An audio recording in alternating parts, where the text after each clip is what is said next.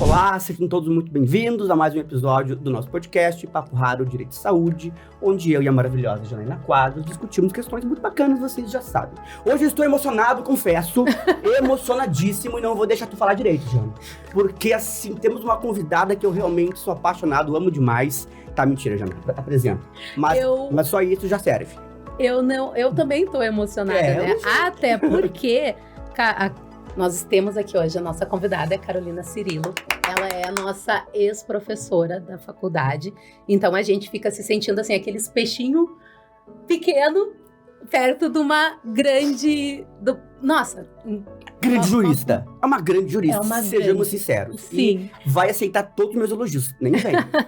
Vai aceitar. E eu ainda falo, né? Pra mim, em relação a Carol, que eu tenho uma admiração muito grande, porque eu falo isso toda vez pra minha filha, que eu digo assim, ó, tu tem, Carolina, a personalidade de Carolina.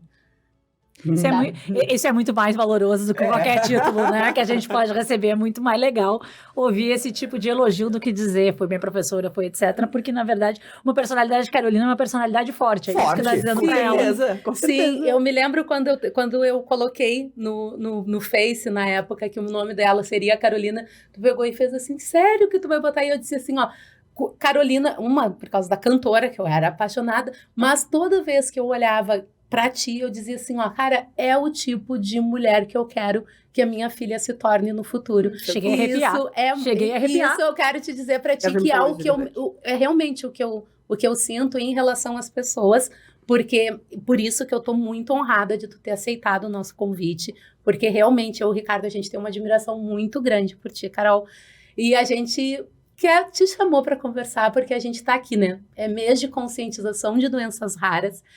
A gente, em direito de saúde, a gente está toda hora falando de princípios constitucionais. Todo instante.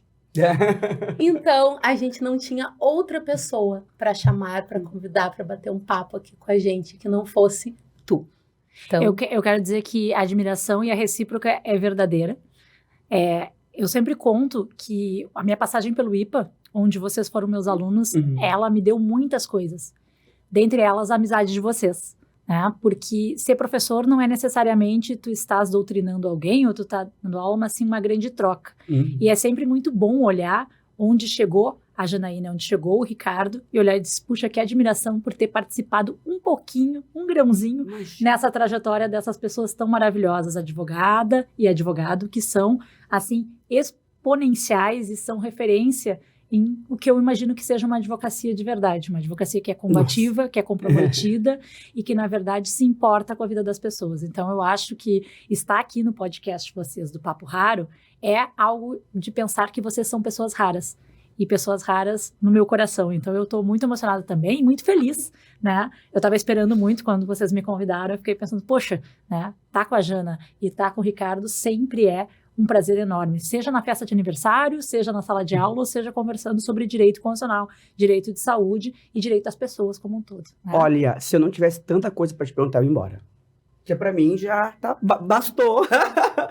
Olha, eu não tenho nem o que dizer. Dito isso, a tua presença ela é muito bacana aqui, porque tu és uma constitucionalista, correto? Eu tento. Tá, beleza. Me conte mais sobre a tua atuação, onde que tu dá aula hoje, vamos te contextualizar dentro da advocacia, eu ia falar um outro termo, eu ia falar magistratura, sem querer nada a ver. Não sou juíza. Ainda não. Nem quero. Bom, eu sou gaúcha, como todo mundo aqui já deve ter notado pelo sotaque. Fui professora da Janaína e do Ricardo na Faculdade de Direito do IPA. O IPA tinha uma faculdade muito peculiar. Nós éramos um grupo de professores relativamente jovens na época, com alunos com idade próxima a nós, que se tornaram nossos amigos. Então, a gente tem uma família IPA, né? Simone Tassinari, por exemplo, faz parte dessa família IPA. Falávamos dela um pouquinho tua comadre Simone. Simone e Simone Coelho, né, de Jesus, que é minha ex-aluna também, faz parte, que é minha comadre. Nós temos a Gisele Welch também, que foi minha sócia. Então, a gente tem uma família IPA grande, né? De pessoas importantes que passaram. Rodrigo Galia foi importante também dentro dessa nossa formação, Vanessa, Ana Paula, e um monte de gente. Rodrigo Moreto, né? Como não falar de Rodrigo Moreto? Né? Então, a faculdade do IPA era uma faculdade muito importante. Infelizmente, hoje o IPA provavelmente fechará suas atividades. Sim, Eu me lembro que, uma época, eu fiz seleção para ser professora da PUC, passei na seleção, e na hora de discutir lá, teria que abrir mão do IPA. Eu pensei, não vou abrir mão do IPA para ficar na PUC, por vários motivos. O primeiro deles era por essa relação próxima que a gente tinha com o IPA. Segundo, que era próximo da minha casa, eu gostava muito, e a PUC não me ofereceria aquela qualidade que o IPA oferecia naquela época. Né? E vocês eram um grupo de professores, ex-colegas também de faculdade. Vinculados ao professor César Bittencourt, que foi quem fundou a faculdade que depois o IPA comprou. Por isso, essa proximidade, né? Que foi o nosso paraninfo. Meu, do Rodrigo, da Simone. Então, para vocês terem uma ideia, que é próximo, né? Uhum. E aí eu fiz concurso. Dado momento, o IPA começou a ficar difícil de trabalhar. E eu primeiro não fiz concurso, primeiro fui para Buenos Aires. Fui para Buenos Aires, fiquei morando lá, né? E fiz concurso para professora de Direito Constitucional da Universidade de Buenos Aires, que eu sou hoje professora até hoje, né? Docente de elementos de Direito Constitucional. Isso foi no ano de 2012. E logo de lá abri um concurso na Faculdade Nacional de Direito da Universidade Federal do Rio de Janeiro. Professor de Direito Constitucional e Administrativo. E vocês vão lembrar que vocês foram meus alunos, não foi em Direito Constitucional. Né? Foram meus alunos em Direito Tributário, em Direito Previdenciário, Ética e Filosofia do Direito, que eram as áreas que eu estava. Sim. Mas quando eu fui para Buenos Aires, eu me tornei professora de Direito Constitucional argentino.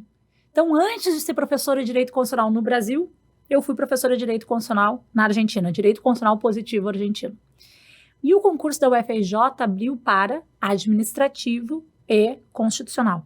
E vocês vão lembrar que nós tínhamos um núcleo de prática jurídica lá na Justiça Federal, que a gente advogava em todas as áreas, direito administrativo, previdenciário, tributário, e aquela era a minha maior, vamos dizer assim, vinculação com o direito público brasileiro, principalmente o administrativo e o constitucional. Sim. Eu não tinha uma formação em direito constitucional.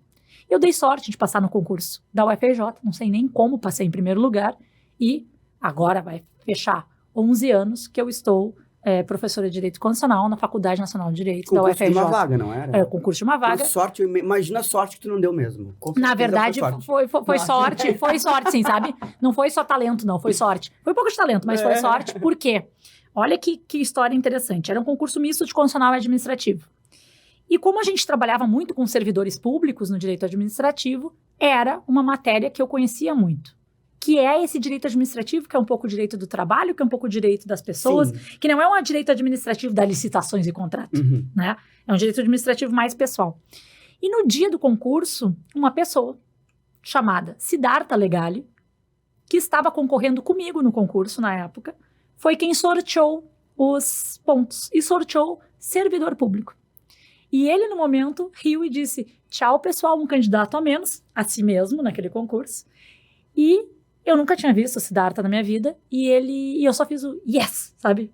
Melhor ponto. E realmente, os candidatos não tinham experiência em serviço público, né? Em servidor público, na verdade. E, naquele momento, foi que eu passei no concurso, porque os candidatos mais fortes em termos de currículo, em termos de direito constitucional, inclusive o Siddhartha, que hoje é meu parceiro, né? Núcleo Interamericano de Direitos Humanos, é com quem eu trabalho, ele passou no concurso seguinte, né? Que era só constitucional, não tinha administrativo, não ia ter que responder questão de servidor público. E aí foi isso, eu acabei na Faculdade Nacional de Direito, da UFRJ, e transformei um pouco minha vida daquela professora de Direito Constitucional da Universidade de Buenos Aires, daquela professora de Direito Público como um todo da faculdade do IPA, né? Me tornei uma professora de Direito Constitucional. E com a chegada do Siddhartha no concurso seguinte, nós fechamos um núcleo chamado Núcleo Interamericano de Direitos Humanos. Unimos a expertise do Siddhartha, de Direito Internacional, dos Direitos Humanos, professor de Direito Constitucional de Direitos Fundamentais, sim, raiz, vamos chamar assim, com a minha técnica processual, porque daí foi a minha parte da advocacia. E aí nós temos o núcleo. O que a gente faz no núcleo? Nós trabalhamos com vocalizar mais direitos para mais humanos, como o Siddhartha gosta de dizer, mais direitos para mais humanos. E nós trabalhamos com uma clínica, que é a Clínica Interamericana de Direitos Humanos, que é uma forma de ensinarmos os nossos alunos como se faz esse litígio estratégico em direitos humanos. Isso tudo vinculado ao UFRJ. Ao UFRJ. Tudo vinculado à atividade docente. Mas a gente precisa... A atividade docente não pode ser o aluno parado em sala de aula recebendo informação. Ele tem que saber ser advogado, ele tem que virar Janaína no futuro, entendeu? É isso que eu queria te falar agora. Porque realmente faz toda a diferença, né? É exatamente isso que eu ia te perguntar, porque faz essa diferença. Quando a gente recebe a informação, a teoria, eu digo isso, falei isso para nossa secretária agora, que ela vai começar a cursar direito, eu digo para nossa filhinha jurídica, agora minha e do Ricardo, e eu disse isso para a Gabriela, a teoria, ela é linda, estudar direito é lindo, a teoria, as leis, a história do direito, a nossa Constituição, é tudo muito bonito. A prática é que nos... Porque daí a gente chega com aquele ponto que tu fala sempre, são as interpretações Eu nunca vi dos tanto tribunais. empecilho na minha vida para efetivar a norma constitucional. Nunca. Na verdade, você aprende. A norma constitucional garante direito da saúde, o direito fundamental. Está no artigo 6º, no artigo 196, e a obrigação do Estado e de toda a sociedade. Ok, e agora? Vincula o juiz? Porque às vezes o nosso grande problema aqui é não, é uma política pública. Esses direitos sociais que vocês tanto atuam, são políticas públicas ou são direitos que obrigam o poder executivo, o poder legislativo e também o poder judiciário? Essa é uma questão que às vezes os juízes não se dão conta. Eles são obrigados também a julgar conforme direitos sociais. É esse o ponto. Nós ouvimos muito, desculpa. A gente bate muito. Nós ouvimos muito isso das mães, das nossas clientes, a gente ouve isso. Mas é um crime. É um crime. Se eu tenho direito, está escrito na lei. Por que eu não tenho? Por que a minha filha não pode ter? Por que eu tenho que estar aqui no hospital? Então, isso é uma das coisas que às vezes fica... Se um juiz diz que a criança ou que a pessoa que está precisando do tratamento, ela não tem a necessidade do tratamento ou de deshospitalizar porque onera os cofres públicos, ele está dizendo que a Constituição, então, não vale nada. Mas, juiz, não se sente obrigado pela Constituição. Esse é um grande problema do Poder Judiciário, às vezes. Mas sabe para onde que eu tô indo agora? Oi. Ok, essa argumentação, porque onera cofre público. Me prova, então. Exatamente, porque eu quero ver a prova eu quero uma sentença... que esse tratamento aqui vai onerar o cofre público. Não vem a prova. Na verdade, o grande problema da argumentação jurídica é que nós focamos nas racionalidades dos juízes. Só que o juiz, ele faz uma alegação de fato. E isso está onerando o cofre público. Na verdade, ele está preocupado, com talvez faltar dinheiro dos cofres públicos para quê?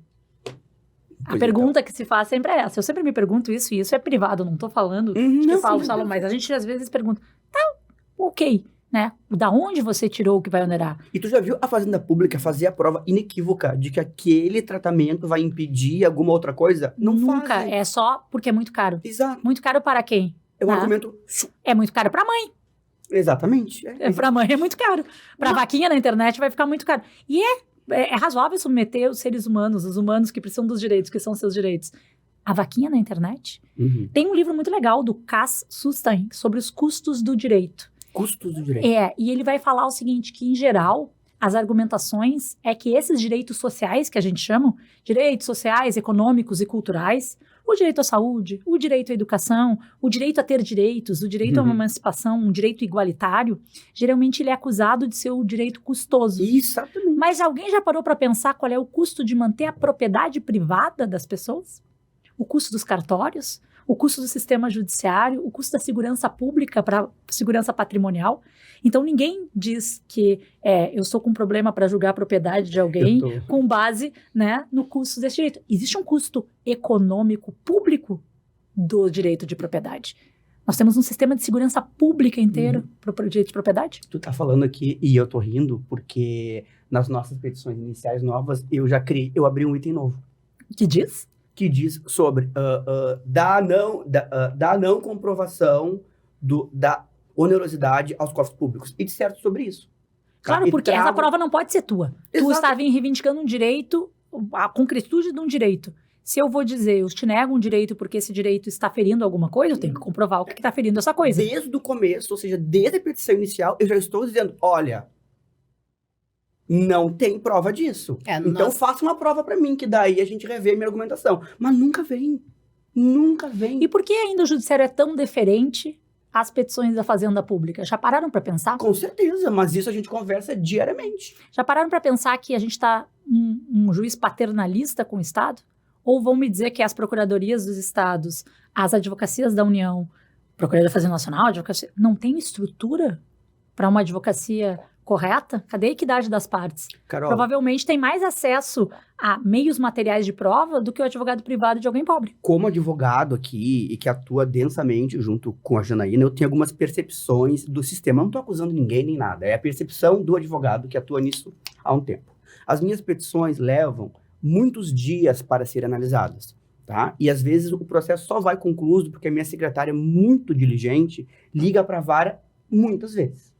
As petições do Estado, como regra, abre vista à outra parte em minutos. Eles protocolam e vista a parte contrária. O sistema já faz automático. Sim, Então, o juiz assim, nem olha. Então, assim, eu fico me perguntando, assim, me parece que tem um pouco de que a balança pesa pro lado do Estado. Toda vez que a gente advoga contra a fazenda pública, a balança necessariamente pesa a favor do Estado. Pois é. Por exemplo, quando a gente está em matéria tributária também é não, assim. né? Matéria tributária também é assim. Existem reuniões de arrecadação entre juízes tributários e procuradores da Fazenda Nacional, no caso da União, ou procuradores do Estado responsáveis pela parte fiscal, para evitar a perda de arrecadação ou aumento de arrecadação. E aí a gente pergunta qual é o papel de uma instituição como o judiciário, que é uma instituição de garantia de direitos. De direitos, exatamente. Né? Então vamos ser garantistas, Luiz Ferraioli, instituição de garantias de direitos. Vamos na teoria? Né? Lembra que a gente brincou? Claro. Vamos aprender a teoria para ver e aí? Né? Mas eu me defino um juiz garantista. Só que na hora de direitos sociais eu esqueço que garantismo também é para a implementação desses direitos. E eles têm que ter essa judiciabilidade própria. Isso é muito importante. A Corte Interamericana de Direitos Humanos, já que a gente está falando de Sistema Interamericano de Direitos Humanos, e aqui a gente não está fazendo diferenciação, eu acho, entre direitos fundamentais e direitos humanos, porque não importa para a gente se está previsto na Convenção Americana de Direitos Humanos, no Pacto Complementar dos Direitos Econômicos, ou está na Constituição. A gente está falando de direitos das pessoas. Exatamente, né? das pessoas. Não importa. E eles têm uma característica idêntica, né? Eles têm que poder ser oponíveis, inclusive contra o judiciário. E no sentido de contra o judiciário é dizer, eu li minha Constituição, eu sou aquela mãe, né, da doença rara, porque não pode imaginar que a mãe tem previsão de quanto é doença rara ou não. É permitido que se faça aborto eugênico no Brasil com base em mapeamento genético previsto pelo SUS? Não. Isso não existe. Concordam comigo que isso não existe? Não. E como é que o ônus pode ser dado à família de manter uma pessoa que tem direitos? E essa pessoa, ela tem que ter direitos independentemente da sua deficiência e da sua condição. Nós também temos deficiências de alguma forma. Carol. Neurotípicas, e nós também temos direitos, somos pessoas como um todo. Exatamente. Por que eu tenho que valorar quanto vale uma vida? Não, a tua fala só faz eu perceber quanto absurdo é algumas coisas que a gente enxerga. Como, por exemplo, alguns despachos onde o magistrado manda a mãe estudar para cuidar do filho, porque daí tu não precisa ter um técnico de enfermagem de 24 horas. A mãe que já tá lá mesmo pode fazer esse papel. E daí vai eu e a Janaína peticionar dizendo não, peraí, não trata-se disso. A questão é outra. Nós vamos ter uma outra discussão em Sistema Internacional de Direitos Humanos. A Argentina, né, fez um pedido para discutir o que é o direito ao cuidado. E eu acho que o direito ao cuidado tem tudo a ver com vocês trabalham. Né? O direito ao cuidado que é como é que ficam essas pessoas que têm a obrigação de cuidado no final das contas? Que acaba sendo essa mãe, que acaba sendo a irmã, que acaba sendo a família. Que direito é esse, né? Que imposição que nós podemos fazer a essa pessoa? Porque essa pessoa, ela vai ter uma obrigação que seria do Estado de cuidar, ela vai deixar de ter a sua vida produtiva, e como é que ela vai fazer a sua aposentadoria depois? Vamos pegar o direito previdenciário. Já entrei com ação dizendo isso, que eu preciso de um BPC também para mãe. Senhora, tu entende? Nós temos uma filha, a mãe teve um diagnóstico de uma doença rara, ela teve que parar porque ela era filha única, o pai faleceu e ela tinha que cuidar da mãe. Ok. Até 10, 15 anos e a mãe morreu. E agora? Que direito tem essa pessoa? Porque ela, hoje em dia, provavelmente é uma pessoa idosa. Para o direito previdenciário, nenhum. Só se estiver passando fome. Então, essa discussão sobre o que é o direito ao cuidado, né, o que é o cuidado no direito, quem cuida. Né? O direito ao cuidado não é de ser cuidado, mas também o direito de cuidar de quem cuida. Mas isso é o que eu falo, que eu tenho, né? As nossas reuniões. As minhas brigas. Eu tenho a judicialização, que é eu atuando como advogada, e eu tenho as minhas políticas públicas, que é eu, Janaína, atuando como voluntária numa associação. E aí, lá como voluntária na associação, quando eu vou na Câmara dos Vereadores, quando eu vou participar de algum evento na Casa dos Raros, ou agora semana que vem, como eu vou participar na semana que vem da Semana de Conscientização das Doenças Raras, eu vou lá falar do quê? Quem cuida de quem cuida. Direito ao cuidado. E isso é a bandeira que eu levanto. Por quê? Porque eu já vi, e infelizmente, né, uma mãe morrendo. Uma mãe que todas as sentenças, e eu falo isso sempre, primeira ação que nós entramos para uma criança com AME, foi negado o direito de técnico, porque a mãe tinha 30 anos e tinha condições plenas de exercer todos os cuidados, inclusive aspirar uma criança com tráqueo. Não é uma criança com tráqueo, é o filho dela.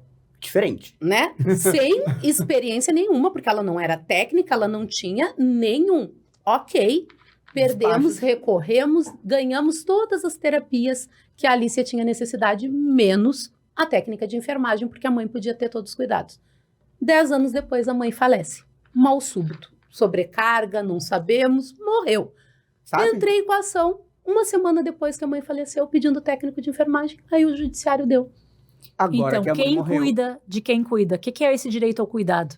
Né? É sensacional a discussão sobre isso, né?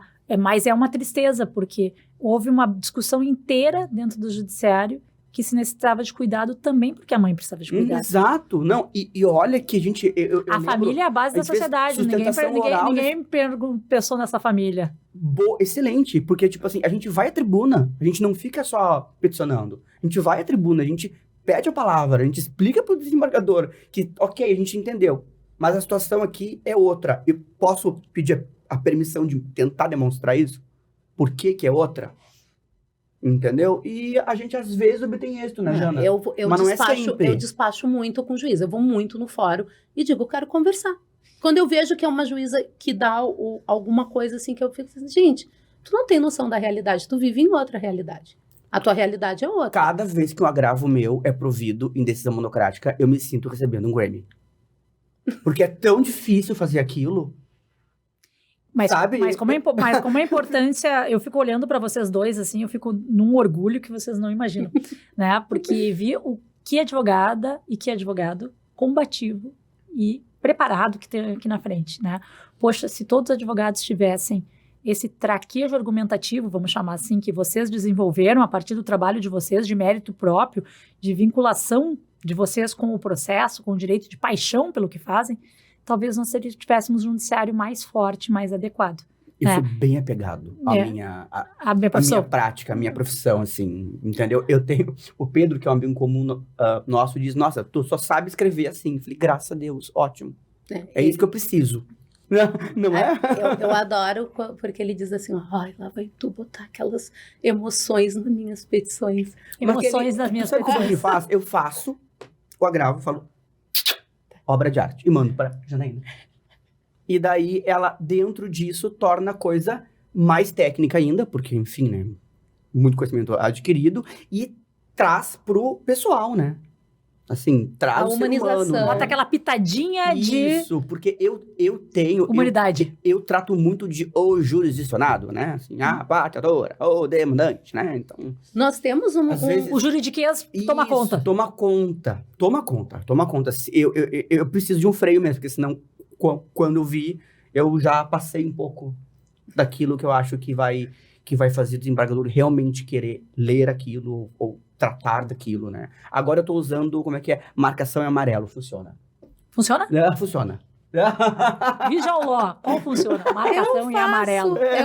É que ele fica doido quando ele vê as minhas petições, quando eu ponho assim, ó, as letras garrafais, manchete. 14... Mas, Carol, não é porque a gente tá querendo obrigar a pessoa, até é, né? Mas é que, assim, por trás disso, geralmente, tem um entendimento muito raso. Sabe, assim, a gente faz uma petição inicial, junta 300 documentos, prova através de junta médica, nem o médico, mas junta médica, dizendo aquilo. E vem despacho assim, não verificadas as circunstâncias autorizadoras do deferimento da tutela de urgência, indefere. Como assim? E vocês já se deram conta que toda vez que a gente fala na academia sobre argumentação jurídica, interpretação, a gente está preocupado com a racionalidade da decisão do juiz e não se importa ainda com quem está falando com o juiz. Sim. Essa sociedade aberta de intérpretes do direito, da Constituição, que a gente fala tanto na academia, é cada dia mais fechada a uma interpretação rasa e sem nenhum tipo de argumentação. Não tem código que obrigue um juiz a usar as razões das partes para efetivamente... Não tem amicus curiae, não tem tipo, sociedade civil falando no processo que obrigue que aquela argumentação entre para dentro do processo. Segundo esse empobrecimento processual é muito grande. CPC, o juízo não está distrito à argumentação das partes, né? Ele pode apenas dizer por que e como se convenceu. E... azar à parte. Azar à parte. Eu te falo nestes termos, porque eu já levei muito acórdão dizendo isso, né? Que você já ouviu muito o azar da parte? Já ouvi muito isso, entendeu? Dizer, não, doutor, o juiz não está obrigado a rebater linha por linha, não está mesmo. Mas, às vezes, a linha que você não está olhando falta. Muito. O que eu percebo no tribunal e em sentença é a falta do pré-questionamento ali, dos fundamentos, assim, em relação aos princípios constitucionais mesmo. Eles não se prendem a isso. Às vezes a gente vê decisões no tribunal... Nem citam, né, Jana? A gente sabe que nem citam, né?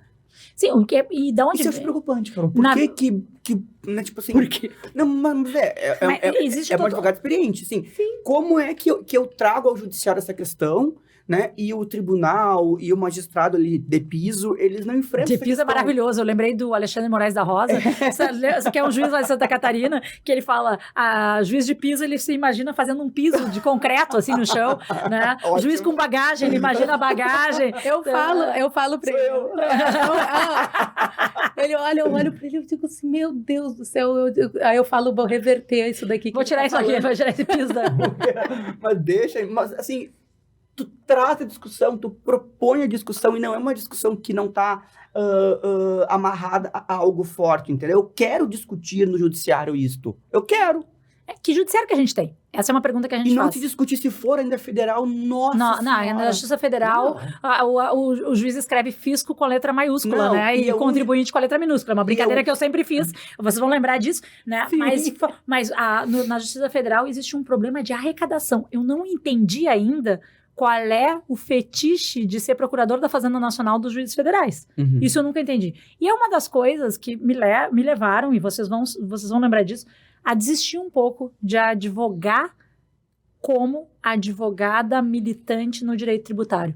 Né? Me dava uma certa tristeza com a ideia de que qualquer tipo de petição feitas pela Fazenda Nacional, elas eram tidas pelo juiz como iuris et iure, né? Não podia provar quase em contrário, argumentações rasas, e uma ideia é o seguinte, já que a defesa está ruim, feita pelo Estado, eu vou substituir aqui a defesa do Estado e vou dar uma sentença contra o contribuinte, porque, afinal de contas, o Estado, coitadinho, não conseguiu se defender e está gastando dinheiro. Eu não entendo esse fetiche arrecadatório dos juízes de fazenda pública como um todo. Né? Faça um concurso para procurador da Fazenda, vai advogar na advocacia do Estado. Falar nisso, eu acabei de me lembrar que eu gabaritei tributário na prova da ordem, porque era uma cadeira excelente. E é uma das cadeiras que eu falo como aluna na época.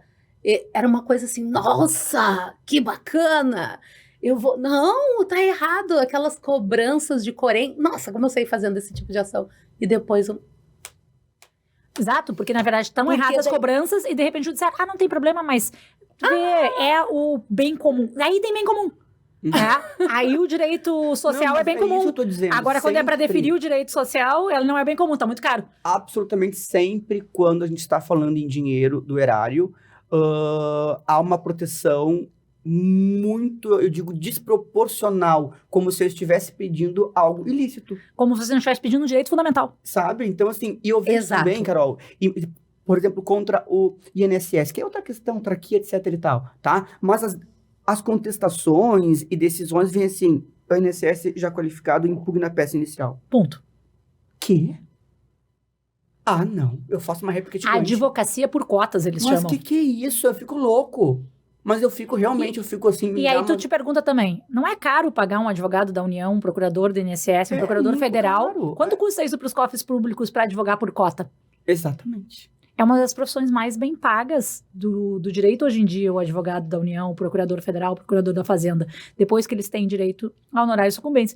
Não quero que eles ganhem mal, Mas não é direito nosso, enquanto contribuinte, exigir uma advocacia de verdade para o Estado? Eu vou contar para ti que os honorários de sucumbência contra o Estado é R$200. Eles querem fixar para nós. Não, para ti. Para ti. Mas eles... Eu tô falando para mim. É isso? Para mim. Mas é que o advogado privado deve ganhar muito dinheiro. Claro. Advogando para pessoas que precisam pedir um remédio que elas não têm condições de pagar. Do INSS, os nossos é milionária. Que não tem pagam 10%. Imagina, eu advogando para uma mãe que não tem nem como sair de casa e eu tenho que ir lá na casa dela para ela poder assinar a procuração. Sim, mas a gente sabe que, digamos, que a sucumbência para nós, ela é baixa mesmo e não faz o menor sentido. Inclusive, a gente recorre disso também. Mas quando a sucumbência é para o procurador do Estado, é de 10% a 20%, como o CPC diz. Eu acho incrível isso. Incrível, né? Que tem dois CPCs, os CPCs para o Estado e o CPC para o advogado privado. Pode ser. Pois é, mas isso é inaceitável, né? A forma com que a gente é tratado como advogado privado. O advogado privado é um mercenário, o advogado privado está querendo fazer alguma coisa ilícita. Agora, eu tenho uma questão para ti. Eu ouvi isso num congresso em São Paulo, que eu fui participar da atrofia muscular espinhal da AME, o ano passado, da secretária de saúde do estado de São Paulo, dizendo que era um absurdo saber que o advogado estava cobrando em torno de R$1.000 para poder fazer encaminhamentos de solicitação de negativa. E eu fiquei ouvindo ela falar, mas ela estava falando muito mal. Vocês não precisam de advogado. Como não? Vocês não precisam de advogado. Esses requerimentos podem ser feitos pelas mães. Requerimentos previdenciários podem ser feitos pela família, não precisa de advogado. Deram a palavra.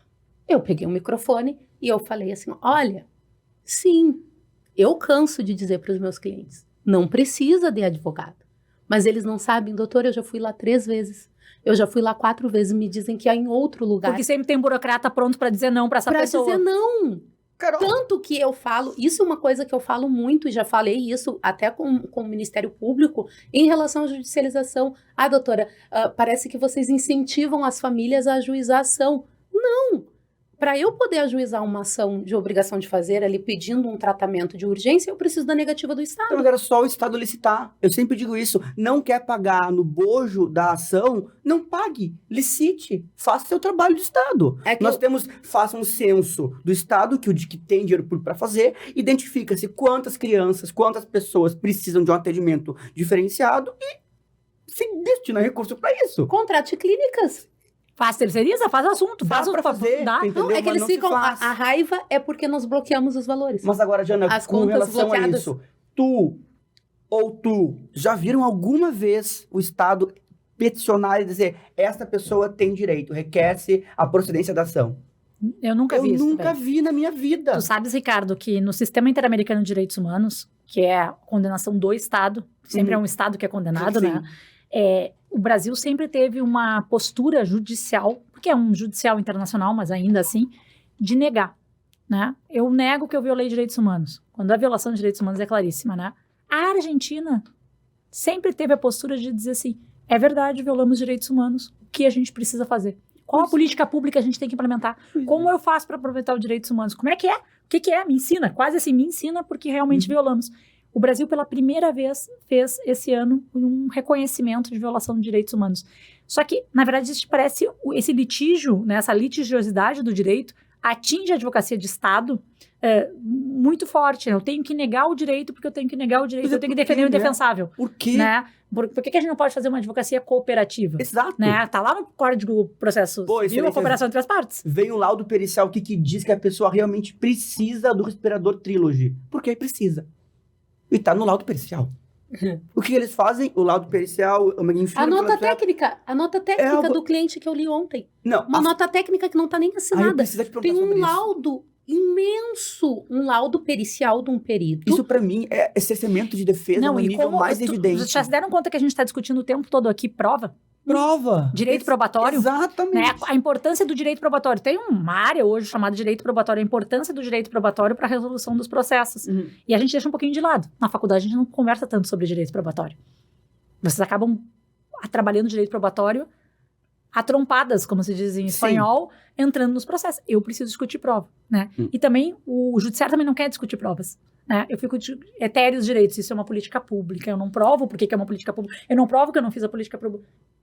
É documento, a testemunha e tal. Mas pensa comigo, ao invés de existir uma política pública, tá? Que implemente algumas questões, sem que tenha que ter ação judicial, ou até no bojo da ação mesmo. Não. Se cria Natjus. E o Natjus vai te dar uma opinião sem ver a pessoa, apenas baseado na doença que ela tem.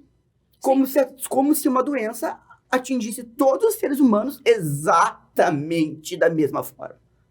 E eu tenho que impugnar isso com um laudo pormenorizado. Não, esquece, em vez de falar, ok, que isso seja implementado numa política pública geral abstrata, ok, mas num processo judicial onde tem uma parte, uma pessoa... Tu entende? Não, Carol, isso não faz sentido. A juiz diz a nota técnica foi elaborada por profissionais do Albert Einstein em São Paulo, motivo pelo qual... E daí que foi... O meu é do Clínicas de Porto Alegre. Não, é uma pessoa. Tem nome, sobrenome, tem uma doença específica, é um indivíduo. E a gente se mata fazendo recurso e agravo disso. Não tem noção. Todos os dias eu faço um. Não tô brincando. Todos os dias. Hoje eu tenho 3 na minha pauta da Federal. Pra dizer, gente, vocês realmente não vão olhar a pessoa. Porque agora eu mudei a estratégia. Agora eu estou pedindo audiência presencial. Vamos lá. Domicílio. Quero que o juiz enxergue, porque não é possível, cara. Não é possível. É uma boa tática. Então, assim, então, eu vou usar o meu direito. Eu quero produzir prova oral, excelência. Meu direito, se definir, eu vou gravar. E quantos raros, né, vocês têm disponível entre humanos? Né? Porque são pessoas... Em torno de 13 milhões de doenças raras. Não é tão raro assim, né? Exatamente. Um dos nossos convidados... Não é tão raro ser raro. Não. Que é médico, disse isso, que é raro, mas nem tanto.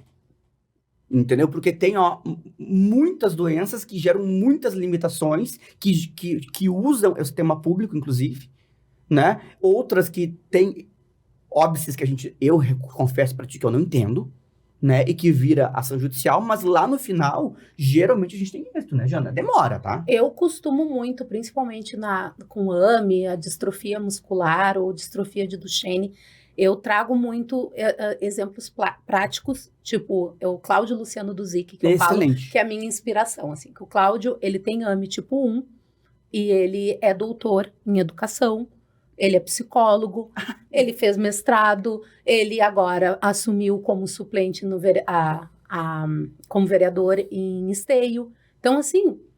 E tu sabe o que o Estado disse dessa ação desse cidadão? Ele é doutor, ele é ex-vereador, ele tem educação. Por que ele está buscando atendimento público? Estava na contestação. E eu estava... Eles juntaram o currículo dele. E eu estava, te confesso, num dia muito inspirado. Muito inspirado. Podcast não capta a cara, mas eu tô com cara, né? Uma cara desagradável. E escrevi, dizendo assim, isto é uma aberração. E eu não consigo utilizar outro termo. Agora, tu vai negar um atendimento de saúde público para uma pessoa com doença rara, com múltiplas doenças secundárias relacionadas à doença que a causa, porque ele conseguiu se superar e atingiu... Eu nunca mais, eu tenho doutorado, não posso mais no posto Santa Marta. Não pode mais, porque o Estado não tem que pagar para ti, porque tu já atingiu um nível muito alto de educação. Tem tudo a ver, né? Vamos lá. Eu vou te mandar Inacreditável. O livro que o Cláudio escreveu sobre a história de vida dele com a AME. E tem uma parte, um trecho do livro que o Cláudio sempre falou que como ele, né, em 83 lá, né, ele falou assim que ele sempre se sentiu um menino de deveres, mas sem direito. E ele tá agora com 44 anos e ele fala que ele continua se sentindo aquele menino. Carol, deveres, mas ainda nós sem entramos direito. com uma ação e ganhamos o direito dele a receber uma injeção de cálcio, sei lá como é que é. Recebeu, tá? O Estado forneceu sem agulha. Não, agulha? Não, eu fui condenado a fornecer o medicamento, a agulha ele que compra. Não é brincadeira, a gente teve que peticionar no processo e dizer, excelência, não foi fornecida a agulha. A agulha é da canetinha YZ, não vende. Aí o Estado sabe o que ele fez? Peticionou e disse, não, tudo bem. Entregou uma para durar 30 dias, 60 aplicações. Sendo que é uma agulha por aplicação. A gente peticionou de novo, excelência, entregou uma agulha, tem que entregar 60. E assim a gente vai. Não é brincadeira. Não é brincadeira. É esse o tipo de fornecimento forçado de medicação que se vê. aos poucos. E o juízo não defere multa nenhuma. É assim, vista ao Estado. Vista ao Estado. Vista ao Estado. A gente tem um problema de cadeia aí, né? Uma confusão entre o papel do juiz e o papel da administração pública, porque o juiz quer substituir a administração pública, tem que economizar para o Estado, afinal de contas, isso é política pública, deveria. E tem um problema de formação também da advocacia pública, que, como a advocacia, porque afinal de contas, bem ou mal, seguem sendo advogados, eles não podem se submeter a um tipo de argumentação que seja contrária a direitos. Eu vejo tanto... eu vejo tanto o advogado público querer autonomia, privilégios de cargo, privilégios corporativos, porque a administração pública precisa vincular ou precisa orientar o gestor público como fazer, mas ao mesmo tempo tem uma atuação jurídica, processual, como a advocacia, sem cooperação entre as partes, sem respeito aos direitos. Quando eu advogava muito contra a fazenda pública, isso me chateava mais, me incomodava mais do que a própria sentença judicial, sabe? Porque às vezes me perguntam, por que você nunca fez concurso para advogado público? É a única profissão que eu não conseguiria ter. Porque eu não conseguiria fazer esse tipo de argumentação. Não, mas é horrível. Porque você não precisa fazer. Exatamente, você não precisa fazer uma escolha, né, enquanto profissional. Eu ia dizer que para ti seria praticamente impossível com a mãe que tu tens, né? Porque isso é uma coisa que saindo do nosso assunto e entrando um pouquinho pro teu pessoal, que eu conheço um pouco, né, e tive o privilégio de conhecer tua mãe, o direito vem na tua vida desde que tu nasceu. Direito a ter direitos, né, porque a minha mãe foi advogada de presos políticos, na época da ditadura militar, né, A gente fiquei toda arrepiada, porque eu adoro. E ela mandou um beijo para vocês, porque, né, ela disse a Jana e o Ricardo, né. Antes de ir pra cá, eu falei pra ela, vou lá fazer podcast com eles. Será que o cara deixa todo mundo falar? Não, deixa. Né? Sim, eu aprendi com a minha mãe. Era super engraçado. Quando eu era criança, eu reivindicava coisas e ela me prendia. Né? Prendia, não é castigo, mas prendia, me segurava. E dizia o seguinte, olha, pra ser solto tem que pedir habeas corpus. E tem que fundamentar o que é um habeas corpus. Por que eu quero a minha liberdade de volta? Né? Quando eu fazia alguma malcriação, eu tinha 6 anos, né? Daí eu gritava, habeas corpus, habeas corpus. E ela disse, por que tem direito a habeas corpus? Me fazia, né, brigar por ter um habeas corpus. Mas é porque talvez seja... eu tenho medo um pouco do Estado. Eu acho que eu fui criada um pouco do medo do Estado, de achar o seguinte, olha, por mais direitos que o Estado tenha reconhecido numa Constituição e esses direitos sociais a gente tenha como uma atribuição razoável do pagar tributos, né? Do partilhar socialmente. Eu sempre tive medo que o Estado estava sempre pronto para me dizer não, né? Por quê? Porque quando a gente tem a ditadura, a gente tem um Estado forte que está ali para violar teus direitos individuais. Exato. Mas hoje a gente está violando por baixo do Estado os direitos sociais, que são aqueles direitos que deveriam ser a prestação do Estado. Então eu sempre tive uma desconfiança muito grande, Janaína, né, da ideia de que o Estado poderia nos fornecer esses direitos sociais. Mas é uma desconfiança minha. Por outro lado, eu tenho que entender que esse é o papel do Estado. A gente só tem um Estado forte, como a gente tem, todo organizado, com políticas públicas, com SUS, etc., para concretude desses direitos. E se a gente não pode pedir esse direito, se a gente escuta um Estado te dizer, da mesma forma que escutava na ditadura, dizer você não tem o direito individual de liberdade, você não tem o habeas corpus, é equivalente hoje dizer você não tem acesso ao direito à saúde. Ou você é uma pessoa rara e, portanto, azar é da mãe. Ou porque a mãe tem que fazer a traqueostomia, ou porque eu não tenho o direito de quem cuidar, cuidar de quem se cuida. De quem cuida. Né? Que é o direito ao cuidado que tu tanto te refere, que é tão importante, que se fala tão pouco, né? Se fala tão pouco, que eu acho que vocalizar esse direito, como a Janaína está fazendo, é uma maneira da gente transformar, inclusive, essa área dos direitos sociais. Por isso é uma das coisas que eu falo em relação, quando a gente resolveu, acho que hoje é o 12º podcast que a gente está gravando, quando a gente conversou. Eu falei assim, as pessoas não sabem dos direitos que têm. E as pessoas, não é incentivar ninguém a judicializar. Eu, como mãe, como pessoa, eu não gostaria de ver nenhuma das mães que me ligam chorando, ou quando eu vejo gravando áudio, vídeo no Instagram, porque teve mais uma liminar indeferida, dizendo que vai estar com a filha, que o sonho era estar no Natal em casa com a filha. Eu não quero ver isso. Dinheiro nenhum no mundo pagaria isso. Não é isso. Mas agora eu quero sim que essa mãe que não tem recurso nenhum, que não poderia ter uma atuação com defesa, lutando pelo direito dela com excelência, assim.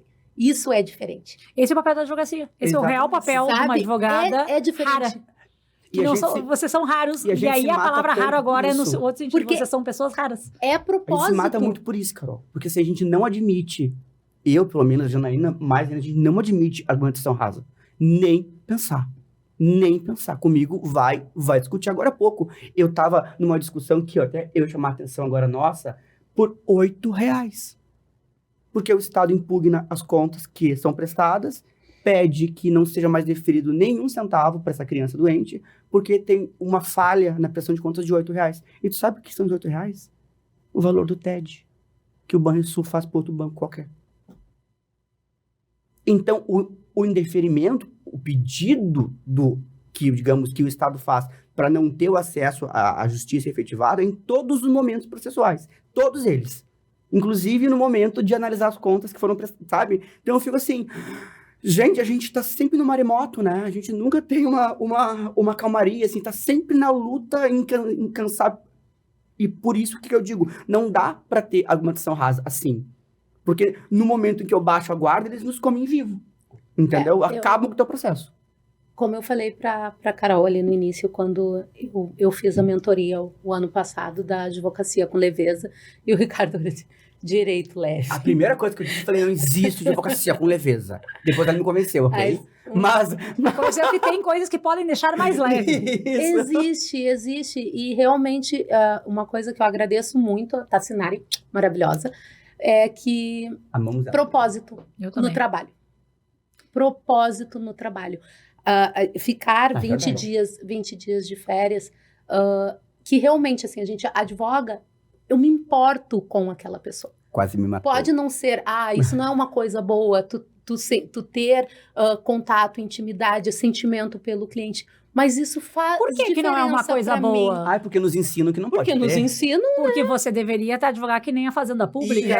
Azar, a pessoa tá doente, todo mundo vai morrer. Já viram essa argumentação? Eu aprendi com Janaína Quadros, não foi em bancos estudantis, não foi nada, porque a minha tendência é sentar e escrever uma peça estreita. Nossa! Entendeu? Tu vai avaliar e falar, esse advogado é bom. 10. Mas não é tão efetivo pro fim que eu busco de demonstrar que existe um ser humano por trás daquela peça. E a Janaína faz isso melhor do que ninguém, entendeu?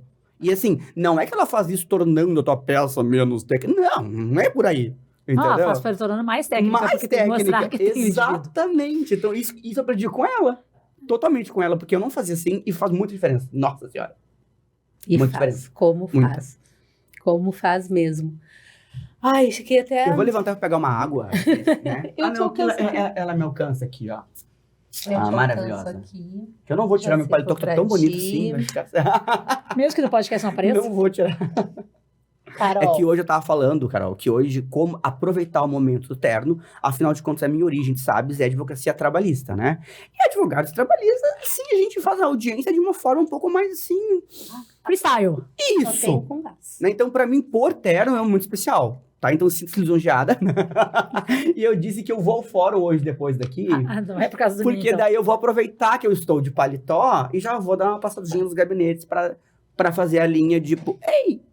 Oi, eu sou o Ricardo. Tudo bem, sou eu que petonei 12 vezes ontem. Mas como vocês não olharam, eu estou aqui. Isso, mas é isso. É a 13ª agora, pessoal. Fora da tristeza, só assim, se o senhor parar de peticionar no processo, eu posso analisar. Eu falei, mas o senhor pode analisar todas juntas. Num despacho só, não é? Mas é que tem que analisar, meu bem, não dá. Entendeu? Eu falo pro Ricardo, eu acredito muito nessa conversa olho a olho. Muito embora não sejam, né, todos os juízes, todos os desembargadores que estejam disponíveis. Muito embora a gente saiba que a gente tem o direito, como advogado, de despachar e marcar uma reunião com o juiz.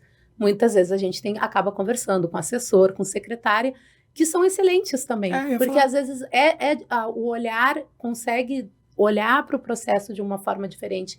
E direito da saúde eu vejo isso muito. Que eu falo isso para o Ricardo, a gente não tem como esperar prazo. A gente não tem 15 como dias pra esperar 15 dias para agravar de uma tutela de urgência. Tu tem que agravar e tem que entrar em contato. tem que ligar, tem que ir lá conversar, porque Jana, senão eu não tô me anda. rindo aqui, porque isso, ele... Bom, olha só. Tu já imaginou um magistrado indeferir uma tela de urgência porque tu recorreu no penúltimo dia de prazo? Daí não é urgente? Se fosse urgente, fazia no primeiro. Vocês estão me assustando. Não tô, Vocês estão me assustando. eu juro. Vocês estão me assustando. Eu fiquei, eu falei, eu vou embora. A minha próxima, Entendeu? eu dou aula para os formandos hoje, processo condicional, mandar segurança. Habeas corpus, habeas data, mandado de junção, né? Além das ações condicionais, mas mandado de segurança, a gente sabe que é uma ação que, às vezes, Defere tela de urgência. todo advogado tem, vocês com certeza fazem Nossa. todos os dias, né? É aquele, eu sempre digo para meus alunos, é aquela petição que você tem que ter um modelão próximo vai mudando porque você tem pressa, né? Daqui a pouco eu vou dizer para eles, olha, vocês chegaram aqui no último ano de faculdade, desistam. Não tem. Querem ser advogado? Desistam. Eu já vi decisão Vai fazer culinária, sei lá, eu coisa falei, eu não boa. tô acreditando que isso tá acontecendo comigo. Por que comigo, gente? O que eu fiz? Como eu disse para Gabriela, não é questão de desistir. Não ia dizer para desistir do direito. Eu acho que a gente não pode desistir de bater na porta deles. Acho que é a política pública. É de realmente, acho, atuar de forma diferente. É olhar para o... Eu acho que uma coisa interessante... Tu tem mais esse ímpeto que eu, assim. Tu realmente não desiste. Enquanto não te atendem, tu vai todos os dias. Ela faz isso. Ela faz isso, é real. Eu falar que saco, não vou mais, vou dar um e-mail. Não. Eu fiquei, acho que quase 8 horas esperando o juiz na Barra do Ribeiro. Eu espero. Eu vou esperar. E aí ele pegou, não me atendeu, mas despachou e deferiu o meu pedido. Bastou. Era o que ele queria. Não queria conversar com ele, não queria tomar café com o juiz. Fiquei trabalhando. Café toma com teus amigos, café toma com as pessoas que são agradáveis, café toma comigo, né? Tipo, mas sabe, não agora, com o juiz. te olhando como despacho. professora, eu nunca imaginei que a minha trajetória na advocacia fosse assim, sabe? Eu achava que era mais fácil, de verdade. Eu achava que era mais fácil. Lá nos bancos estudantes lá. Tu tinha 20 anos, né? Tinha, mas eu achava que era mais tranquilo, assim. Aí depois eu fui pra área trabalhista e vi, não é tão tranquilo assim, tá, mas ok.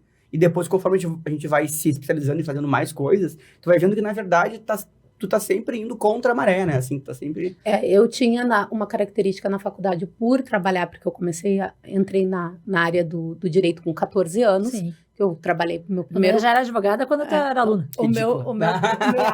Meu primeiro emprego foi no jurídico da CE, então eu aprendi muito, muito lá. Sou amiga da minha chefe até hoje, assim. E uma das coisas que eu aprendi, que eu vi muito, é que eu dizia assim, não vou fazer direito. Não vou fazer direito, as pessoas... Olha o que acontece aqui. Não, era a última coisa que eu pensava, assim. Não dá para fazer direito, muito embora desde criança eu sempre falava, com 7 anos, vou crescer, eu vou ser advogada. As minhas brincadeiras em casa queria brincar de escritório, queria brincar na máquina de escrever, e meus irmãos me achavam chatíssima, porque eu queria, a minha brincadeira era aquilo ali. E agora, quando eu me coloquei numa situação assim, que quando me vi na faculdade, que foi quando eu resolvi assim, não, eu preciso ter uma profissão. E direito é uma profissão no qual ela te mantém. Advogar, né, é algo que tem um retorno, sim, financeiro, como qualquer outra profissão. Eu falo, advogado é a questão assim, ó, tu quer ganhar dinheiro, tem que trabalhar. Bastante. Tem que trabalhar. Advogado quer ganhar dinheiro, trabalha e estuda. E é a vida inteira. Tu não vai deixar de estudar e trabalhar. Então, é isso. E todas as profissões são assim. Mas... essa parte de dizer assim que não tem solução ou que não vai... É muito derrotista. Não, Eu sou assim, eu tenho meu processo. Primeiro eu falo, impossível, não tem que fazer. Aí eu tomo um café, volto, tomo água, falo... Vou ter que fazer.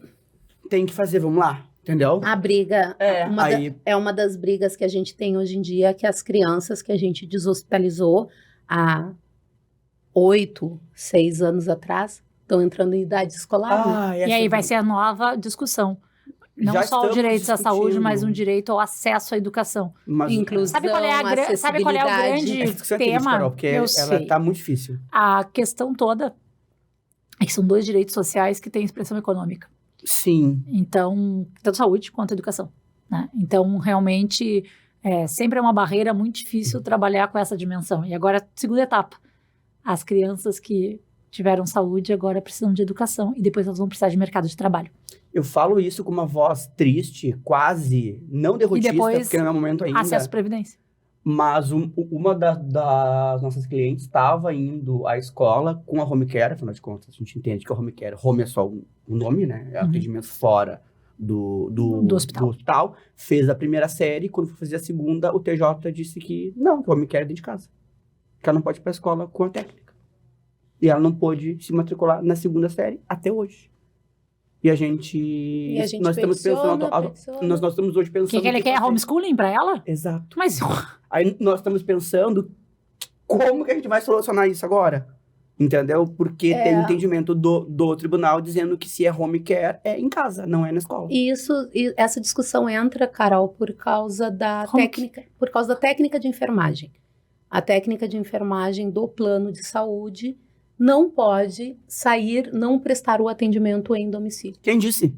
Quem disse isso foi o plano de saúde e o judiciário acolheu. Mas não tem nada, nenhum lugar diz isso. Ela não pode acompanhar na escola e a criança precisa do acompanhamento na escola. E no shopping? Pode ir no shopping? Não pode. É prisão. Pode ter lazer? Lazer também não é direito fundamental. Carol, vamos chamar Tassinari de novo, tese de doutorado da Tassinari. Direito fundamental, lazer. Olha aí, Jana. Por quê? Porque a gente tem uma prisão domiciliar, que é o que eu tô dizendo agora. Esse ministro tribunal não definiu um tratamento domiciliar, ele definiu uma prisão domiciliar. Eu vou ter que fazer brasileira eletrônica, quem sabe, pra criança. Tu entende? Uma mãe se divorciou. Mãe se divorciou. A criança já é adolescente, tem internação domiciliar. O pai, para poder, finais de semanas intercalados, vai levar a filha para passar o... Não pode? Não pode. Só com determinação judicial. E aí sou eu que judicializo. Eu, advogada, que só quero judicializar. Só vamos autorizar com determinação judicial. A visitação do pai. O direito de convivência da criança, tem, né? Carol, Mas isso é o melhor bem-estar para a criança, né? Sempre vamos interpretar o direito das crianças conforme a melhor solução para o menor. Tô vendo a melhor solução. Não. Mantém casa no colégio, não pode visitar o pai. E os outros casos é a proibição, pensa comigo, proibição judicial a piora. Agora eu vou te explicar. O que é isso? Pois então, é o que o nosso ministro tribunal criou. Porque é o seguinte, a gente tem uma sentença, transitou em julgado, dizendo que tu precisa do tratamento XYZ. A tua doença, ela é degenerativa. Então, ela piora, vai piorar. Infelizmente. Aí essa pessoa piora. Piora 6 meses depois do trânsito em julgado. E a gente entra com uma nova ação. E o judiciário diz, coisa julgada, extingue. Piada, cacá. Não, é verdade. Coisa julgada. Já foi julgado, já foi decidido. A doença é a mesma, a criança é a mesma, o réu é o mesmo. Coisa julgada. Aí estou eu hoje fazendo uma apelação. Mas a causa de pedir é outra. Eu sei, Carol. Entendeu? Estou eu hoje. A gente devia estar tomando vinho. Essa risada de nervoso, né? Rimos de nervoso. Uma apelação com pedido liminar. Tipo assim, a pessoa piorou. O que eu vou fazer? Eu não queria. Eu queria que ela tivesse restabelecido. Isso parece aquela brincadeira de dizer o seguinte, o direito quer criar uma norma para impedir a primavera. Pedir que as árvores floresçam, impedir o outono quando perdem as O título do meu negócio que eu já comecei a escrever é, como é que é? Da imposição à piora do... Transitou julgado, não pode piorar a doença. Não pode mais. Transitou julgado? Acabou. Acabou, tua doença parou aqui. Como assim? Agora tu precisa de técnica de novo, Janaína? É isso?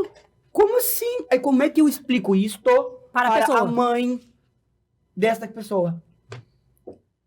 Eu já pensei igual o cliente, a mãe é bacharel em direito. Entende? É uma excelente pessoa, inclusive, manja muito e conversa comigo, assim. Eu fico, olha, eu não sei mais o que te dizer, sinto muito, mas eu vou recorrer. É o que eu posso dizer. É o que eu posso dizer, eu vou recorrer, com certeza, fique tranquila. Aí o outro, agora a gente tem um outro caso que o plano de saúde impede a gestação. Como assim? Pois então, Oi, tudo bem? Eu vim fazer a citação. Eu não sou plano de saúde. Tá, mas tu tá dentro do plano de saúde. Mas eu não sou. Não posso receber. Aí volta e diz, avista a parte autora. Vizinho. Não nada, ele foi citado. Vizinho. Ele foi citado. Ele é o vizinho, se ele não é, ele é o vizinho. Pode ser o vizinho, ele tá tudo bem. Ele foi citado, cara. Não existe isso. Não existe isso. Entendeu? Aí a gente tá, desde que a Janaína saiu de férias, eu tô tentando comprovar que o plano foi citado. Informei pro juiz e-mail, informei o WhatsApp, informei a casa da mãe, informei a cor da cueca, implorei, pedi pelo amor de Deus que considere, sabe? E assim, hoje o processo está concluído e estou de terno para ela falar com o juiz. Mas, se fosse uma cobrança de IPTU, chegou no porteiro do vizinho, deu por citada a executada, porque afinal de contas pressupõe citação. Não foi citado. Tu acredita? Se fosse o poder público que estivesse pedindo para citar alguém que é privado, a resposta do judiciário é essa. Mas pelo menos eu tive o pulo do gato, que eu cliquei no EPROC, lá no Pessoas com Vistas ao Processo. E a pessoa viu. E tava lá os advogados Unimed. Aí eu peticionei fraude processual gigante. E o juiz deferiu e incluiu compulsoriamente no cumprimento. Menos mal. E agora, mas ainda tá... Mas toda batalha, né? É uma batalha. Levou 20 dias. É uma batalha, parece corrida de obstáculo, né? E assim, e tu percebe que levou 20 dias... Corrida de obstáculo. E a questão não era sobre o meu cliente? Não. A questão era processual? Era corrida de obstáculo. É esse o ponto, é muito difícil. Mas a gente gosta muito, né, Jana? A gente gosta muito. Eu sei, mas tem que gostar muito. Mas é muito difícil. Eu gosto quando ele fica assim, que ele diz assim, eu tô surtando. Eu mandei áudio para ela e falei, eu não estou conseguindo mais. Eu estou surtando. Eu não aguento mais chegar.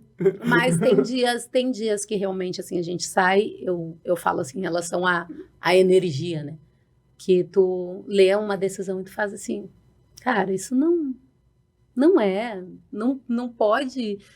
pode ser normal. Tudo que a gente aprende, tudo que a gente vê, tudo que a gente viu na faculdade, tudo que falam, isso é um dos pontos que eu trabalho nas minhas petições hoje em dia, é dizer assim, nossa, o Poder Judiciário que faz campanha, dizendo, a campanha Setembro Amarelo, Janeiro Branco, e aí diz que a mãe pode ficar 2 anos no hospital com a criança que está apta para receber um tratamento no domicílio. Constituição Federal não é mero arcabouço de ideias. Não é apenas para olhar e pensar. É o que eu tenho dito. Não é apenas para fazer eu refletir. É para ser cumprida. Senão lá não estaria como um poder de norma constitucional. Seria algum indicativo no livro, sei lá, escrito por sei lá quem fosse. Mas não é. Né? Enquanto o judiciário tratar a Constituição Federal como algo a ser cumprido, como algo a ser instituído, como uma meta, quem sabe daqui 20 anos, a gente vai continuar nessa luta e judicializando. Mas teve um erro nosso da academia num dado momento. Nosso não, meu não, porque eu não cometo esse erro, mas cometeu-se esse erro no direito constitucional. Um dia em dizer que a Constituição era uma norma programática. Pois é, eu não concordei com isso, sabia? Essa discussão é uma discussão que queria dizer outra coisa, norma programática. Queria dizer o seguinte, é uma obrigação de criar o programa de efetividade da Constituição. Sim, para implementar a regra. Para implementar a regra. No entanto, a academia rasa também no direito constitucional, porque o direito constitucional no Brasil, ele realmente é algo quase revolucionário, você dizer que é meio assustador. Eu cheguei no direito constitucional mais tarde, né? A gente estava falando aqui da minha trajetória. Cheguei no direito constitucional muito mais tarde do que chegaram as outras pessoas. E algumas coisas a gente vê que é uma compreensão de Constituição, ou a ideia de que a Constituição é uma Constituição mesmo, como a gente falou, como o Ricardo falou também agora, eu fiquei até emocionada ali do que é uma Constituição. Isso chegou muito tarde, né? Porque a gente teve épocas de não Constituição. Então, o fato da gente ter uma ditadura, uma Constituição que não cria direitos para as pessoas, faz com que a cultura do judiciário, a nossa cultura constitucional, ela custe a chegar. Só que agora já deu, acho que 35 anos já dá. Deu, acho que já deu para essa retórica. É que mas nós temos uma cultura tempo. social. Isso. A Constituição não mudou a cabeça das pessoas, não chegou a Constituição. E mais, se arranjou deturpação de teses, como a tese da teoria da Constituição programática, se deturpou a tese para dizer que ela era um programa a ser cumprido. Não como esse programa a ser cumprido ser um programa que obriga a ser cumprido. Parece que a gente não entendeu ainda que as normas constitucionais, eu acho que esse é um defeito da academia também do direito constitucional, que as normas constitucionais, elas obrigam. Exato. Não só as pessoas, os cidadãos, mas obrigam os titulares do poder. Obriga o poder público. E o poder público é composto por judiciário, executivo e legislativo. E essas pessoas são mais obrigadas ainda pelos direitos constitucionais, e eles são a razão da força. Eu só posso usar a força do Estado, eu só posso justificar que eu tenho o Estado por causa dos direitos fundamentais. Então, ele tem que ter o poder de obrigar. Não pode ter uma administração pública irresponsável, não tenho que fazer políticas públicas, não tenho que fazer nada, e um judiciário irresponsável, eu não tenho que julgar ou eu tenho que julgar malandramente com o direito fundamental das pessoas.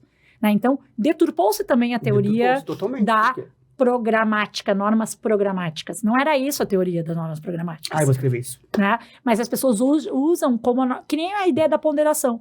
A ponderação como teoria da ponderação. Vou ponderar aqui. As pessoas acham que ponderar é para escolher o que eu quero fazer. Né?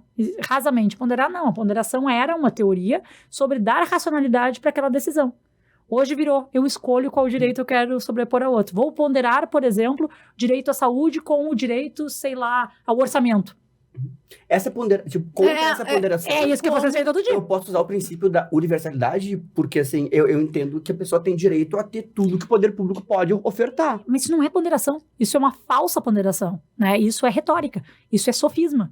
E que também a gente faz muito dentro do judiciário. Muito, né? A gente deu um poder teórico para os juízes de falar de norma programática e falar de ponderação, e ao mesmo tempo a gente não limitou esse poder de dizer você tem que adequadamente compreender essas teorias. Então também tem uma culpa da universidade, da academia, vamos chamar, não da universidade, porque a universidade é lugar de trocar ideia, é lugar de aprender, mas do uso das teorias do direito mal feitas também pelos acadêmicos, né? Acadêmicos que às vezes também não conhecem o dia a dia de uma pessoa, acadêmicos que também não querem discutir isso. Eu quero discutir o direito eteriamente, mas não, né? Teorias do direito, elas têm que servir para mudar a vida das pessoas. O direito só tem sentido se o direito for transformador. Se ele for um direito acomodador ou de manutenção do poder, ele não é direito. Ele é arbítrio, ele é força. E ele não serve para nada. Foi pra minha linha amarela na petição já. Já foi pra Ainda bem que tá gravado. Minha marcação amarela já foi, te deu mal. Eu te cito, tá? Não tem problema. Pode citar hoje. A gente não sei como é que a gente cita podcast, mas pode. Muito bom, amei. Nossa, é isso, Carol. É isso, sabe, assim, eu sabia que a tua vinda ia ser sensacional, porque tu manja muito disso, digamos, enfim, né, de tudo. Quem sabe disso. Mas essa questão, assim, que tem muito a ver com o nosso trabalho, eu queria essa tua visão, porque eu não tinha dúvida que ia ser por esse lado, assim, não tem como, sabe? Claro, se eu tentasse aqui defender esse estado, eu ia chorar, tá? Mas ia entender. Não, é brincadeira, né? Ia correr uma lágrima, assim. Sabe por que a gente nunca fez? Até eu lembrei do nosso estágio lá na Justiça Federal, com a Silvia, com o Marcos, todos nós, né? A quantidade de pessoas, né, que entravam lá. E, de certa forma, a Justiça Federal nos deu um espaço para defender pessoas contra o Estado. Se vocês tiverem contas, lá era isso, né? Pessoas que não... Sei lá, a Defensoria não tinha acesso, mas eram pessoas. Eu falo muito isso, né? Eu converso muito sobre isso com o Ricardo. Quando eu converso com as pessoas, diz assim... Mas a pessoa tem que estar programada. Aí eu digo que isso é muito... Voltamos para as questões sociais, né? As pessoas não têm realidade do que é estar... Ou morar numa comunidade, pessoas de periferia, e essas são o maior nicho dos nossos clientes, são essas pessoas. São pessoas que não têm recurso, são pessoas que acabam não tendo condições de ter, não conseguem, vamos dizer assim, tá, mas aí tem a Defensoria Pública, com quem ela vai deixar no hospital? Não tem com quem ela vai deixar em casa? Não consegue, eles não têm acesso. Como que vai prestar contas? Como é que essa mãe vai mandar o orçamento? E então, a gente, uma das questões que a gente vê muito hoje em dia é as ações com autismo, né? Para tratamento de autismo. E a gente tem visto já que tem mães que estavam sem tratamento. A gente tem diversas notícias aí pelo Brasil todo de mães que estão levando ao suicídio, porque não conseguem ter tratamento. E aí, graças a Deus, veio a lei Romeu-Mion, que daí torna midiático, e aí começou o judiciário a cumprir e a deferir as liminares para ter esses tratamentos em clínicas privadas. Porque realmente o Estado, e eu não estou falando mal do SUS, porque eu acho que o SUS é excelente. Não, o SUS é a melhor coisa que a gente tem. A gente só pode estar falando disso aqui que a gente está falando porque a gente tem o SUS. Porque existe a lei do SUS. Tanto que o SUS é maravilhoso que é na lei do SUS que está previsto a internação domiciliar, o tratamento domiciliar. Então, o SUS é maravilhoso. O problema é na hora de aplicar, na hora que a gente tem que pedir o direito e a interpretação que os tribunais e os magistrados... Sim, o nosso problema hoje em dia não é mais em criar direitos, estabelecer direitos, mas como aplicar esses direitos. Eu acho que esse é o grande mote da questão. A lei do SUS é maravilhosa. O SUS é a melhor coisa que nós temos. Melhor coisa. A melhor coisa que nós temos. Como a nossa Constituição. Não, mas graças a um sistema de saúde moderna, de verdade. Né? O SUS é SUS. O SUS é assim. Eu sou entusiasta do SUS, vocês podem, vocês sabem, vocês vão saber. Eu sou aquela pessoa que diz o seguinte, eu sou contra o plano de saúde, tá? Eu acho que o plano de saúde tá aí pra te dizer não. As pessoas, elas pagam uma fortuna pro plano de saúde. A classe média, ela é impactada muito fortemente pelo plano de saúde. São duas coisas que eu sou contra. Escola privada de má qualidade e plano de saúde. Eu acho que as escolas públicas, a classe média tem que voltar a se apoderar delas para poder reivindicar, inclusive, uma boa escola pública. Sim, com certeza. Assim como o SUS, né? Então, pense em uma família que paga um plano de saúde, que ganha 3, 4 mil reais e deixa 30% do seu orçamento num plano de saúde, que quando vai ser utilizado, vai ter sempre um burocrata no plano de saúde pronto para dizer, não, isso não está coberto. E aí eles vão ter que procurar a Janaína, eles vão ter que procurar o Ricardo para entrar na justiça. Né? É muito isso. E provavelmente o SUS vai ter um atendimento das coisas raras melhor. Né? E tem. A gente sabe que o SUS é a cidadela do cidadão. Se a gente for pensar que o SUS é o espaço onde não vai ter um burocrata dizendo a tua doença não pode ser tratada. Exatamente. Pode dizer, vai estar muito caro, o Estado tem que fazer, mas dizer o seguinte, não está coberto, não existe isso na cobertura do teu contrato. Tu pode ficar numa fila de espera. Pode, mas no plano de saúde... E também, e hoje em dia também a gente tem, né? Tem a lei do câncer, por exemplo. A lei do câncer é revolucionária. Revolucionária, muito. Porque realmente funciona. Ela realmente funciona. Muito. Ontem eu estava com uma discussão a respeito da fila da lei do câncer no estado do Rio de Janeiro. Né? A pessoa estava um pouco sem informação, porque talvez às vezes o SUS tem um problema que é a ponta lá. O atendente do computador que não sabe exatamente como te dar a informação. Mas não é o médico, não é a enfermeira, não é o hospital. É simples o sistema burocrático. E a pessoa realmente não estava tendo acesso. Ela entrou na fila para fazer a consulta oncológica e estava vencendo o prazo e a pessoa não sabia nem se estava marcada. Eu consegui catar lá no sistema de regulação. Na hora, no mesmo dia que eu consegui catar, estava lá dito, olha, está vencendo o prazo, mas está escrito até sexta-feira, que é quando vence os prazos. Estava lá, até sexta-feira a pessoa tem que ser marcada, atendida. Ontem chegou o atendimento. Né? Então, notem que 2 dias antes do prazo vencer. Ou seja, está funcionando. Está funcionando, com certeza. Está funcionando. Né? Esse é o SUS. É claro que talvez no plano de saúde tu vai chegar lá, tu vai ter a tua consulta mais rápida. Mas aí você vai pedir um exame genético, por exemplo. Alguns cânceres de mama se sabe que existem 2 exames genéticos que podem eliminar a quimioterapia do câncer de mama. Isso é revolucionário. Para a vida da pessoa, para o cuidado da pessoa, para a pessoa voltar para o mercado de trabalho. Existem cânceres que são limítrofes. Não tem previsão contratual. Não tem previsão contratual, o exame é muito caro. Afinal de contas, 15 mil reais. Né? E a pessoa passou com um plano de saúde sacrificando-se para isso. E o STJ está dizendo que o rol é taxativo ainda, né? Daí é só piorar mesmo. E a pessoa está se sacrificando para aquilo. Né? Enquanto que ela podia ter esse acesso se ela não estivesse pagando com o plano de saúde, fazendo uma poupança, sabendo investir, aprendendo educação financeira. Nós temos um recurso em Fortaleza que a gente alegou isso no Tribunal de Justiça.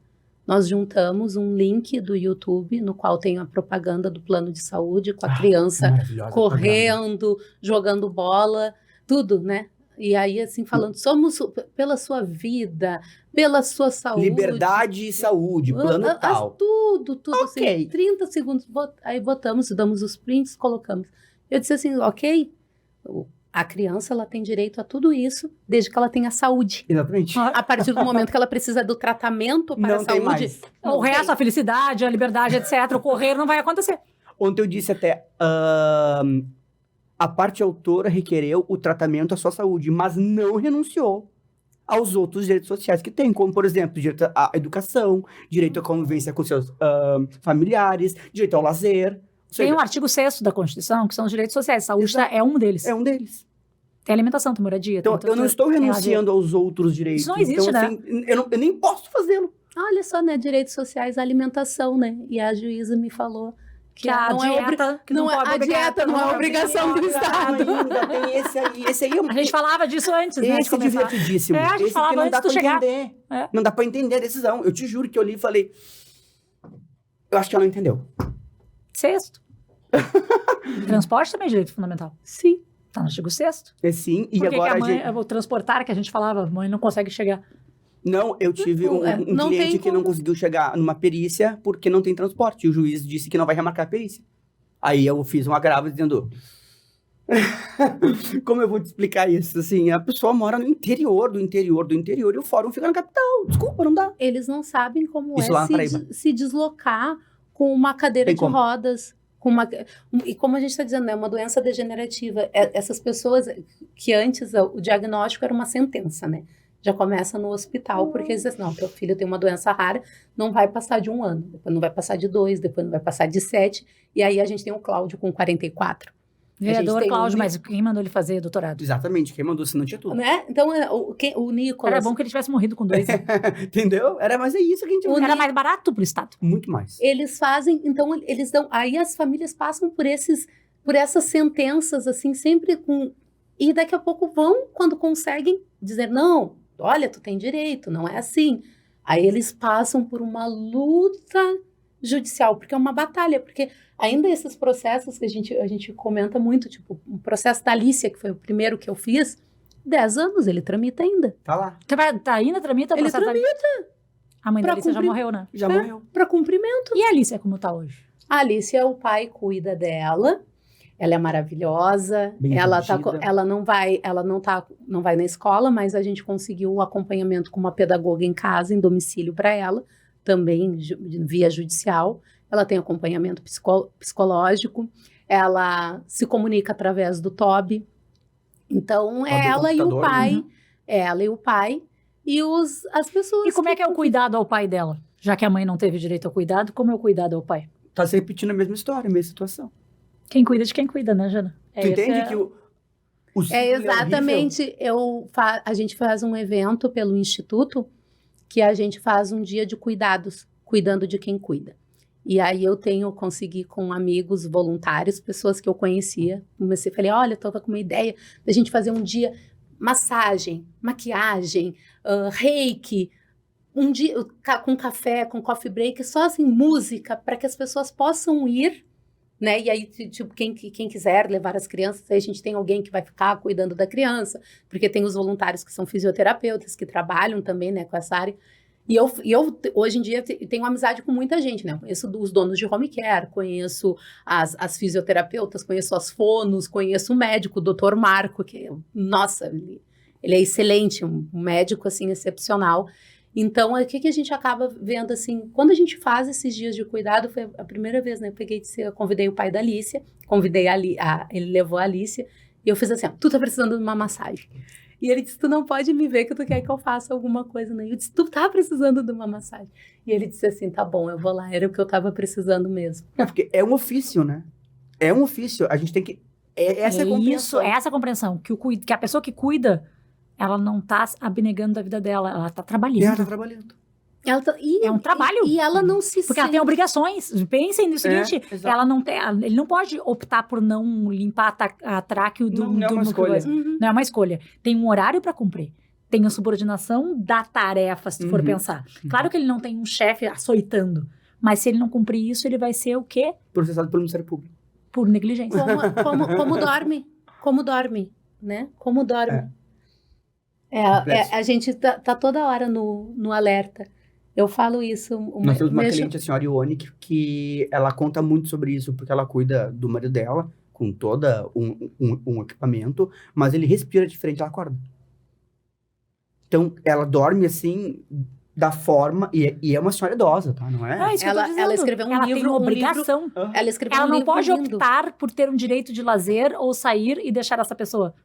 Ela vai ser processada pelo Ministério Público de negligência, ela mata o marido. E tem tantos pormenores nessa situação, cara, que tu nem imagina, que é quando, por exemplo, a empresa que presta o serviço não cumpre um direito trabalhista de uma das técnicas.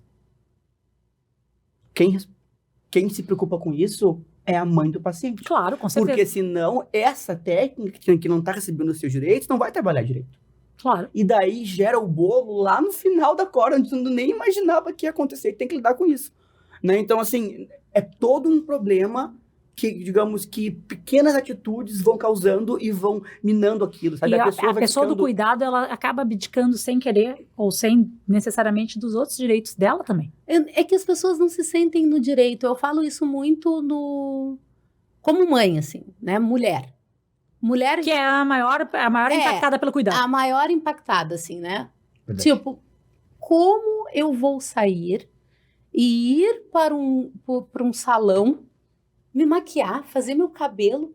Meu filho tá ali doente. Ela é culpada. Por quê? Porque ela é culpada pela sociedade. Por que eu vou É a culpa dela. Por que eu vou O receber? Estado culpa ela também. Se eu receber uma O massagem, judiciário fala isso, Carol. Eu sei. Por isso que é o papo de hoje. é reclamar. Não é raro, mas acontece muito. Mas acontece muito. Sabe?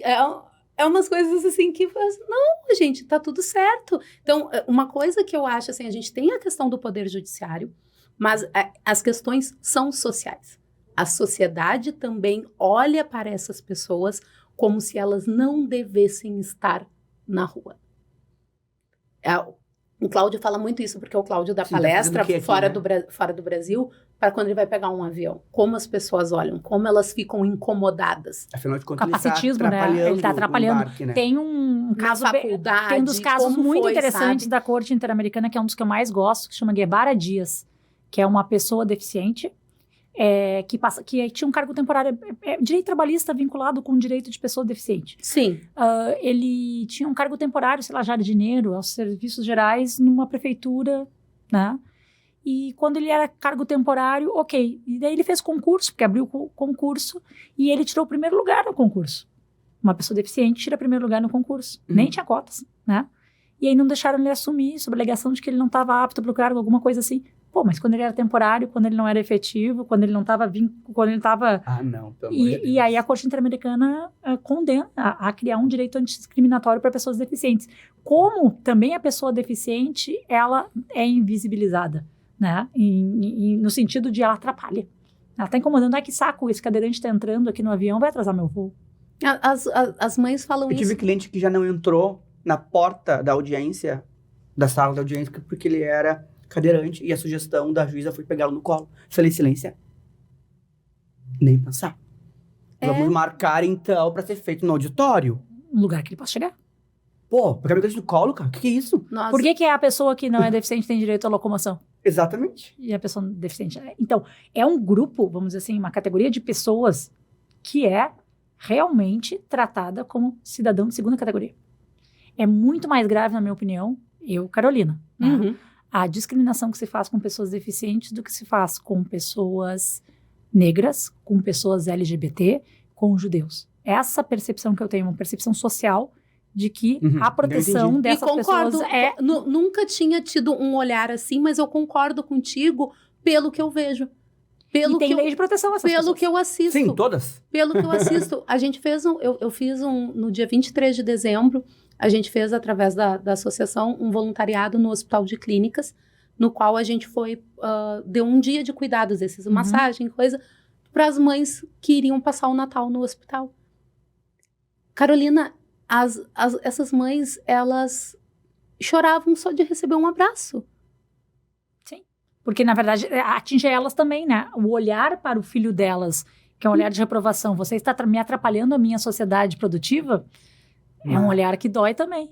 É o mesmo olhar que dói uma pessoa negra que chega numa loja e é tratada como sendo o criminoso, ladrão. Sim. Ou como uma pessoa LGBT que não pode dar um beijo no seu namorado, na sua namorada, porque vai ser vista como um afronte para a minha tradição, sei lá, religiosa da qual eu fui feita. Então, também é um olhar de dor. Não é só para a criança, mas também para quem faz o cuidado. Então, eu acho que tem tudo a ver. A Jana falava sobre o que ela pensou em fazer um mestrado, fazer uma coisa. Eu acho que o direito do cuidado é o direito da Janaína. Sabe, pra finalizar... Eu preciso de uma orientadora. A gente gostamos. Mas pra finalizar o rol de despachos absurdos, eu me lembrei de um que precisava falar, que eu te falar desde o começo. Que é, Jana, um processo nosso que o juiz disse assim: a parte autora alega que está muito doente e que sua vida pode ser ceifada pela morte, visto etc., que vá ao hospital. Ponto.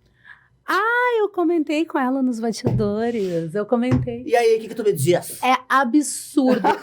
Eu vou corrigir o Ricardo. É absurdo que a genitora determine que a criança vá até o... que o hospital vá até essa casa. Quem tem que ir ao hospital é a criança. É a criança.